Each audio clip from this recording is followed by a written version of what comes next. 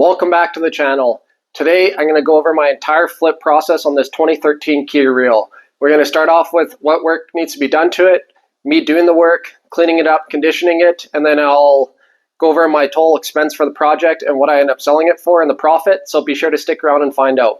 My name is Jeremy, this is Region Automotive, and let's get to work.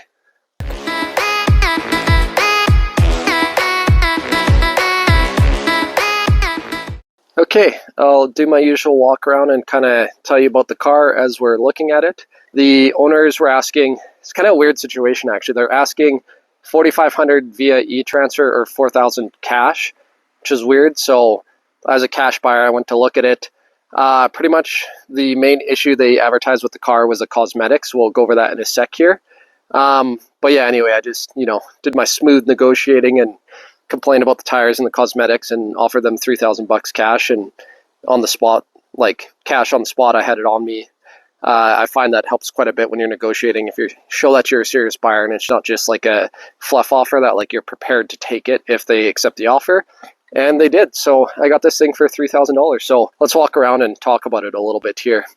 The previous owner, or I guess before I talk about the owner, you see, so there's kind of one scrape or scuff. I'll clean that up with we'll do a bit of wet sanding, then I'll show you how I fill in the paint there to like just make that rust disappear. Yeah, and then it's not the best, like it has little dents and little, again, I'll clean up these like little rock chips that turn into little rust spots. I'll show you how I clean that up. Spot there. The windshield was really clean, which I like. I just noticed that spot there, but all the panels are straight. It hasn't been in any accidents, like the bumper's not fallen off. It's cracked actually, which I just noticed. See what I do about that. But yeah, like, none of the panels are falling off. The hood's not misaligned or anything like that. It's just been a used car.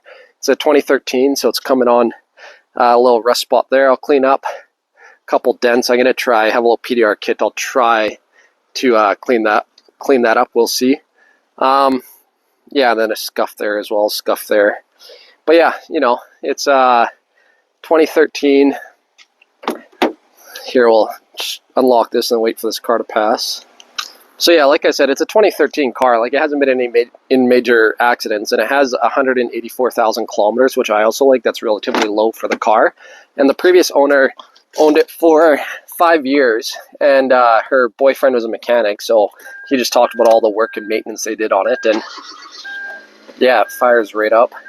There's no dash lights on, radio, AC, everything works. So this isn't going to be a huge repair job, just kind of more cleaning it up.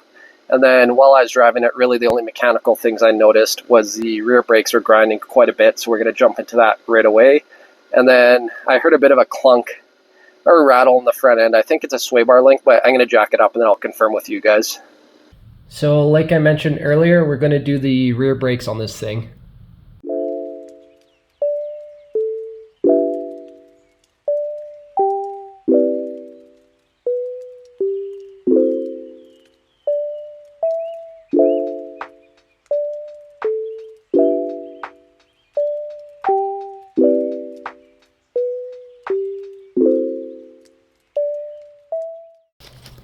Figured I'd give you guys a quick update on the old brake job here while I'm getting my pads ready. So this rotor just looks like absolute crap. There's a bit of a lip, and like it just rusted to crap. Like that looks like, that's bad. That's really, really bad. There's a groove worn in on the back here, and the other rotor looks just as bad. And I think I figured out the reason why. So the reason why it's so rusted is because the pads, wore off the original coating or whatever, and then the pad seized up in the bracket. So this was just exposed metal just rusting, and yeah, it really looks bad, and it was grinding when I was driving the car. So I have the caliper bracket off here, and the pads are so seized, like I can't even, like I'm squeezing on that pretty hard. I can't move the pads at all. So the pads are just seized up in the bracket. So I did the other side already, and I had issues getting the pads in, so what I did is I just ground them down on the bench grinder here, so there's a little bit more space so they move freely, and then I put new hardware and lubricated the pads so then they'll be able to move freely and actually work in the rear.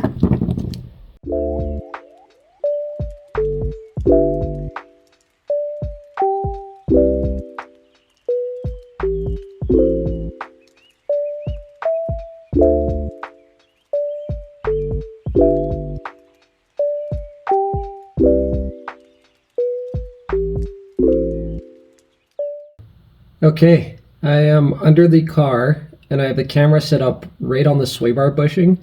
The reason why I knew it was a sway bar bushing versus the link is because I was like pushing the sway bar up and down at the link, and the link was like perfectly stiff and I could hear the noise coming right from where the camera's on. So I'll try to replicate that here.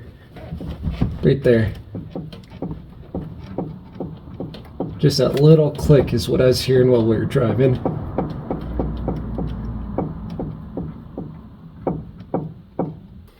Unobtainium, I tell ya.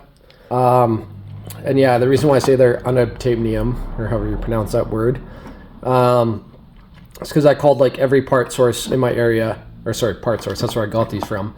Every part store in my area, and like none of them had it in stock. And like they all like jokingly said like, oh yeah, it's not stocked in the whole country. So then there's this one part source on the other side of the city from me that had sway bar bushings. So I just got back half an hour one way, half an hour the other way, just to get these stupid bushings. And you can tell they've been stocked for a while, so that probably explains why they're like no other places stock them, because like look how yellow the tag in the box is. So those have been sitting in the box on the shelf for a couple of years, that's for sure.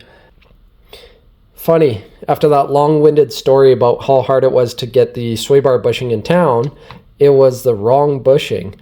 Apparently this base car, you know, just, I mean, I guess it's not totally base. It has power windows, AC, all that stuff. Apparently it has a sport suspension, so it needs the sport suspension bushing for a thicker sway bar. So I spent an hour driving to get the base suspension part, which is wrong. And then this sport bushing was also on the other side of town, so I had to drive an hour in the opposite direction to get that. So I've spent 2 hours today just to locate this bushing.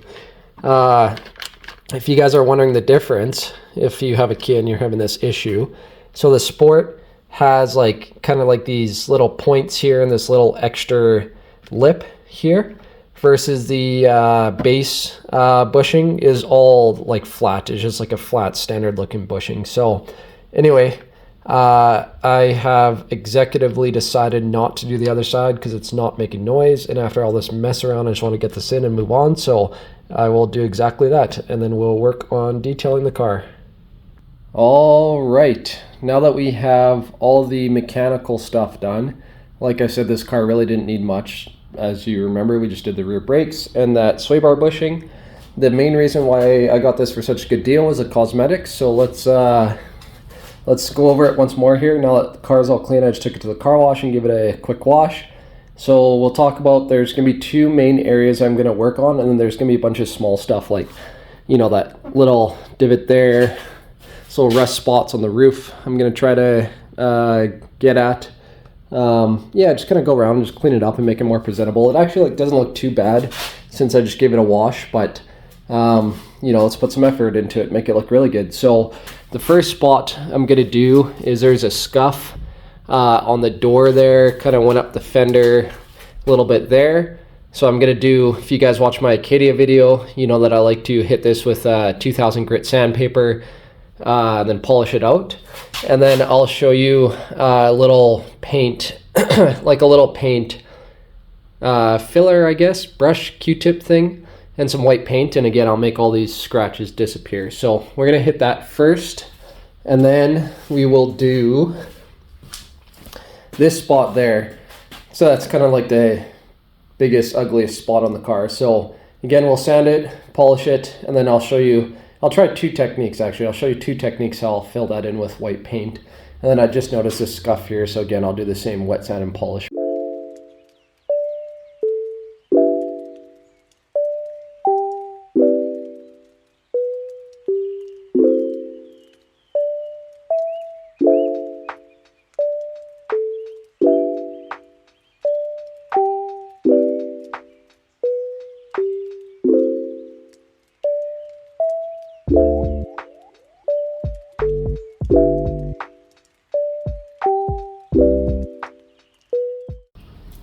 Even that wet sand actually got out quite a bit of the scratching. So yeah, the wet sand will sand out any paint. There's like yellow paint transferred to the car paint. and then it kind of just smooths, even like, say like at the end of this scratch, there's a little bit of a, like, it's like a kind of, at the end of the scratch is dug into the clear coat.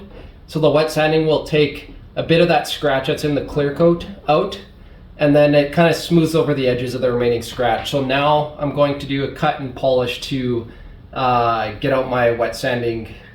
You may or may not be able to see on the camera, but it's a little dull here. That's because the wet sand sanded into the clear coat. So now I'm going to polish out the sand scratches and make it look clean, and then we'll do our paint touch-up step. I'm really happy with how that turned out. Yeah, that went from being cosmetically damaged to like looking better than the rest of the car. So yeah, anyway, what I used, for some reason they're purple, micro touch-up tips. I just got these at any body shop, and I got the smaller precise ones, the 1.5 mil. And then what I used, again, just some generic rust paint, high gloss, white. Since I'm just doing little touch-ups, I didn't get, color match paint. I just used whatever generic paint I can find in the hardware section. So I just filled up the lid a little bit there. And then I got the tip of the brush, or the tip of the touch-up tip, saturated in paint there. And then I just like very precisely, let's like this rock chip, for example. So I very precisely, it didn't have any rust here. Like all that was cleaned out. And I just very precisely just dab paint as much as I could within the chip. So it's like level with the rest of the paint. Okay, now that I have the scratch all cleaned up with the wet sand and polish, again, it's looking pretty good. So I'll show you my two techniques to fill in these, like where there's paint missing. So technique one is I'll precisely tape around the chip, I guess, or the flake, the paint flake. So I'll precisely tape around, then I'll do extra tape. And then I'm gonna take my spray gun and just, or aerosol can, and just do a couple passes just to, yeah, again, just fill in that missing paint. So that will be technique one, and then technique two will be what I just told you guys about with the touch-up tips there, and with a bit of paint in the tip, I'll just fill in this flake or scratch or whatever, missing paint, and then we'll take a look at it, and then you can decide which one you like better.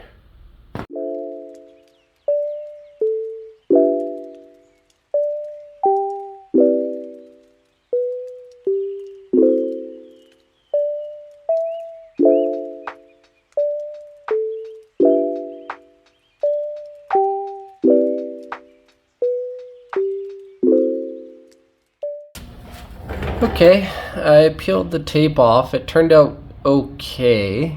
I feel like maybe I could have taped it a little better, like taped it past, but I really was trying to fill in the scratch, and yeah, I laid on the paint pretty thick so there's bubbles there and stuff, so turned out okay. It's not the best. I'm gonna let it dry, and then yeah, just for reference, there's that scratch that I touched up with that touch-up tip. So I'm going to let that dry, and then I'll probably clean it up a little bit with the touch-up tip, and then I'll do that at the same time. So next, I'm going to go around the car, and just little scuffs like that, or little rust chips like that, so little scuffs like that, I'm just going to walk around with the buffer, just quickly buff that out. And these rust chips, I'll get an SOS pad and I'll wet it, because I have a lot on the roof here. And yeah, like I like using the SOS pad. I just kind of like scrub the rust out, or yeah, I guess scrub the rust out of the metal, and then I'll hit it with the buff pad again, because the SOS will leave kind of a little bit of scratching. Buff pad, clean it up, and then I'll literally just walk around the car with the touch-up tip and just fill in any little chip imperfection I see, and then yeah, it'll make, again, it's not trying to win a beauty pageant here, but it will make the car more presentable, especially when I'm showing it. Someone walks around, that's not going to be the first thing they're looking at. They're just going to look at the body, just like, yeah, straight, clean, no rust, good enough for a daily commuter, beater car, whatever you want to call it. So our exterior is pretty much done. Next, we'll do a quick detail on the interior, and then we'll snap some photos. So first on our interior detail list is a full vacuum.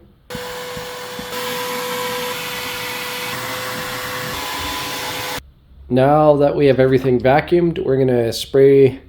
It's actually pretty clean, so we're just gonna do a quick spray down on the panels and a quick wipe. And then also, again, don't forget to clean your door jambs. Just how big of a difference clean door jambs make. Makes it look like a new car.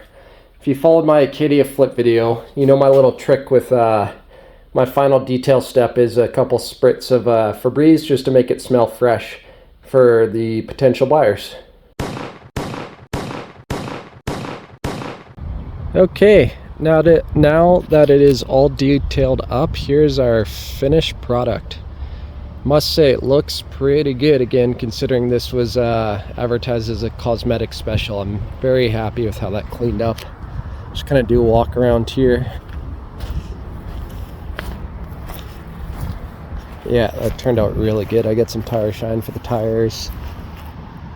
And then this is, now I'd say if I were to show the car, this is pretty much the only noteworthy thing on the exterior. Interior was really clean the whole time. This is like, I guess I was saying earlier, it's a total base model. I'd say it's a midline model. It has AC, Bluetooth, heated seats, cruise control, power windows, all that good stuff. So should be pretty easy to sell for a nice little economy car that's good on fuel. It has all those features I just mentioned, and it has low kilometers for the year, and it runs spectacular. So now we're on to the last, but definitely not the least important step, which is to take some good photos. And yeah, if you watch my Kia video, you know that I like to have a nice neutral background. So I just have this park here, neutral background, and then I'll insert some photos again and have the car fill up most of the frame. Good background, kind of be level with the car. I'll insert some photos.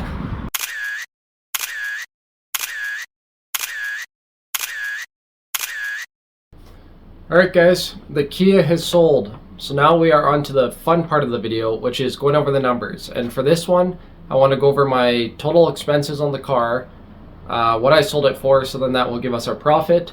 And then this one, I also want to show you the hours I put into this car and then how long I held the car for. So let's go over the numbers. First, I initially purchased the car for $3,000. And then I noticed when I picked up the car, it was pretty low in gas, so I stopped and put 35 bucks of gas in it, relatively small expense. And then the rear brakes was grinding quite a bit, like we mentioned earlier in the video, so that was 110 bucks. The driver's side soy bar bushing, that's the one where I had to drive back and forth multiple times across the city. Ended up buying OEM at the dealer, so that was 30 bucks for that bushing. And then lastly, I took the car for a thorough car wash before we did all that wet sanding, polishing, and detailing on it. So the car wash was 10 bucks. So my total cost on the project was $3,185. We'll round it up to $3,200 for easy math. And then I listed the car. I showed it to two people. One person came, actually, I showed it to two people in the same day, and it sold that same day I showed it, I guess, if that makes sense. Yeah, so I showed it to one guy in the morning, and he was kind of hemming and hawing. He was looking at it for his cousin. He wanted to go look at others. Truthfully, him and I discussed price, and I think I told him like what my bottom price was, and I don't think he's happy with that, so he just went and looked at other cars, whatever. And then I had a family come look at it, first car for their daughter, and that was good because, in my opinion, that's what that car is intended for. It's a small little hatchback. It's reliable, it's good on fuel, parts are cheap, it's easy to work on. And then that specific car, I went through it and I fixed everything wrong with it. So I was happy, you know, selling it to a first driver because everything was good. I did the brakes, like I made sure those rear brakes weren't seizing up. So I was asking $6,900 for the car. We negotiated down to $6,200, which I was happy with. If we take, the sale cost, $6,200, subtract my cost of $3,200, that is a total profit of $3,000. So that's not too bad on that one. That's pretty much doubling my money. And then Where it gets really fun is when I show you the hours I had into that car, and then we'll calculate my hourly rate on that one. So first, I consider time, researching, contacting the seller, going to look at the car, negotiate, all that stuff. That took me about 2 hours. Sourcing parts, that actually was a fair chunk of time because I had to drive back and forth to get the one bushing that was wrong, return that bushing, drive to the dealer to get the other sway bar bushing, had to get the brakes. So I estimated that to be about 3 hours of time. Doing the actual brakes themselves, I figured that took me about 2 hours. And then I changed just the driver's side sway bar bushing, but it's still kind of a pain in the butt. So I figured that was about 2 hours as well, all the messing around I did with that. The exterior detailing, so that was like the washing, wet sanding, polishing, taping, filling in those scratches with the aerosol, and then touching up with the touch-up tip. I figured that was about 4 hours of time. The interior, that was relatively quick. That was just a quick vacuum, wipe the panels down, sprayed with Febreze, so that was about an hour. And then the finishing steps to sell, so taking photos, making the ad, showed the car twice, negotiating, I figured that was about 2 hours of time. So total time-wise, I had about 16 hours into the project. And if you take my profit of $3,000 divided by 16 hours, that works out to about $188 an hour. So that's pretty darn good money, but obviously when you're flipping cars, that's like part-time. It's not like I'm working 40 hours a week making that much money, but it's good to know my hourly rate on the car. Because like my goal when I buy and sell cars, for one, is to buy good cars. Like I've no intention of getting cars with like bad engines or transmissions or holes of rust or whatever. Like I don't want to either put in the time to fix them, or ethically I don't want to pass that car on to someone else. Like initially, I like to buy a good car that's mechanically good and just needs a bit of cleaning and sorting and fixing up, like the last couple I've done here. And then also my second goal is to like make as much per hour. I think that's pretty much anyone's goal when they buy and sell cars. For reference, that GMC Acadia that I did, if I had to guess, I probably had like 40, 50 hours into that thing, and then I made around the same $3,000. But that's kind of where you trade initial or investment of money versus investment of time. It doesn't always work that way. I've done ones where I've invested a lot of money and a lot of time. I've broken even on them, but like generally speaking, the Acadia versus Kia is a good comparison. The Acadia I initially bought for $700, and then I had to put about $1,000 of parts into it. So I was into it for well under $2,000. But again, I had like 40, 50 hours in it to make that same $3,000 versus the Kia. I spent a bit more time looking for the vehicle. I made sure to buy right, and I spent a bit more money on it, but time-wise, I actually into the car was a lot less than the Acadia. I made the same $3,000 profit. So, and then another fun thing with the Kia as well, which motivates me to find these lower time cars, is I bought the car on a Friday or Saturday, processed the following like Monday, Tuesday, Wednesday, listed Thursday, showed it twice on Friday, ended up selling that night to that family I told you about. So like my carry time on that car was only 7 days as well. So that's a very important metric as well, because it's a lot of work, but if you can do one of those every 7 days at $3,000 is a little high, say $2,000 a car, that's pretty good money if you're able to keep up that pace. So yeah, I figured those some more interesting numbers to show on this one, and I'll keep track and show them for the next one. And yeah, let me know what you want to see next. Like if it's up to me, I'm going to be looking for more of these kind of like less time intensive cars. Again, it's less work for me, it's more relatable for you guys, might make you more motivated, seeing that it's, again, if you spend a bit more money, it's a little bit less time and mechanical aptitude and work to put into these cars. So just let me know down below what you want to see. That's it. That's my video. Buying, selling this Kia Rio for profit. Thanks for watching, guys. Have a good day.